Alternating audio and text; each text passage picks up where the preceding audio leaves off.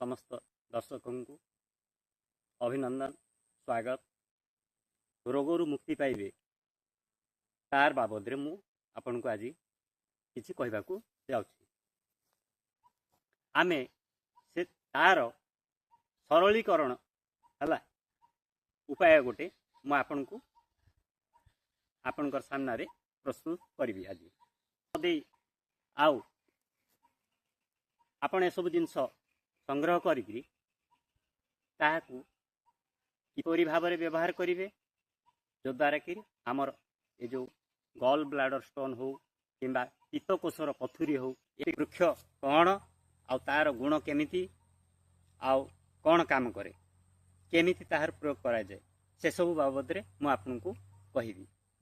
आउ आमर आंचलिक भाषा रे याकू मसेणा कंदा बोली कहंती। गछटी ए प्रकार देखा जाए, भल भाव देखि नियंतु। ए प्रकार गछटी देखा जाए। एहार मूल रे एपरि कंदा एपट सेपट हेई गुड़ाए व्यापक अवस्था रे थाए। तेणु एहा गाड़िया पोखरी किंबा नाल पार्श्व ए सब गछ देखा मिले। आउ आमे जेतेबेले जानिबा आमे जेतेबेले सुस्थ हेबा अन्य मानकू प्रेरणा देवा किपरि संभव हेउची ताहा आमे सेमानकू बुझेबा जो द्वारा कि आमर गॉल ब्लाडर स्टोन हो पित्तकोशर पथुरी किंबा किडनी स्टोन किडनी रो पथुरी बेमार आमर अल्प दिन भितरे आम नष्ट हो जिवो। तो सेथिपई आमको कौन करने को पड़िबो, आमको किछिटा नियम पालन करने को पड़िबो।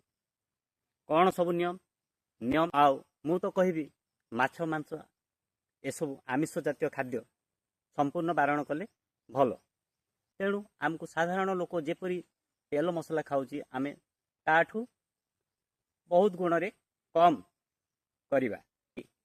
औषधीय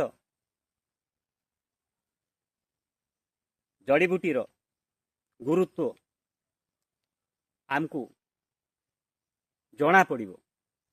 तेबे एटा तो खाली जड़ीबूटी खाली खाईदेले हबो नहीं, तार सहित किछि आमको पथी पालन करबा को पड़िबो। सप्ताह रे थरे कोलथ को राति रे बतुरेइबे, सकाळू ताकू फुटेइबे, फुटेइकरी अल्प आंचरे फुटेइबे, फुटेइकरी किछि समय फुटीगला परे ताकू टिके ठंडा हेबाकू देबे। ठंडा हेला परे खाली पेटरे ग्लास टे पीबे। सप्ताह रे थरे किंबा दिथर कोलथ पानी आपन पीबे। ता सहित ए जो औषधीय गछ आपन को देखैली एहार कंदा एपरि एक कंदा देखंतु। ए कंदा को आपन 2 इंच मात्रार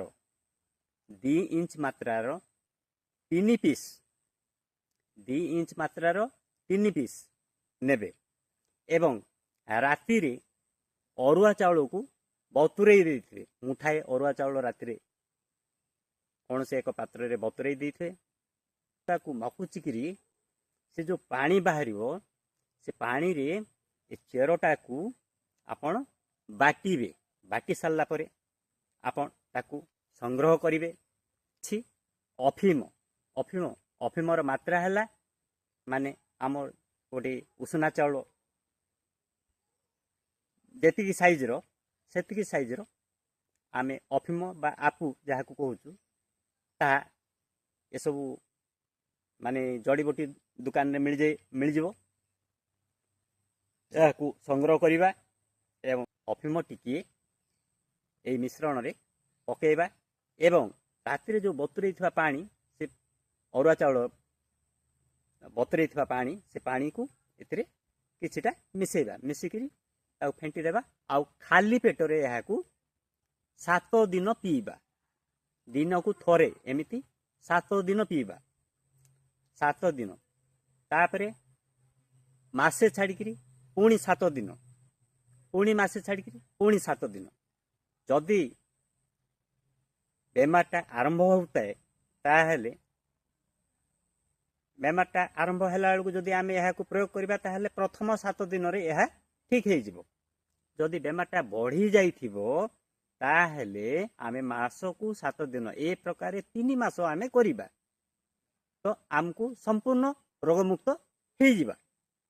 ଆମର ଯେଉଁ କିଡନୀ ଷ୍ଟୋନ୍ ସମ୍ପୂର୍ଣ୍ଣ ଭାବରେ ମୁକ୍ତ ହେବ।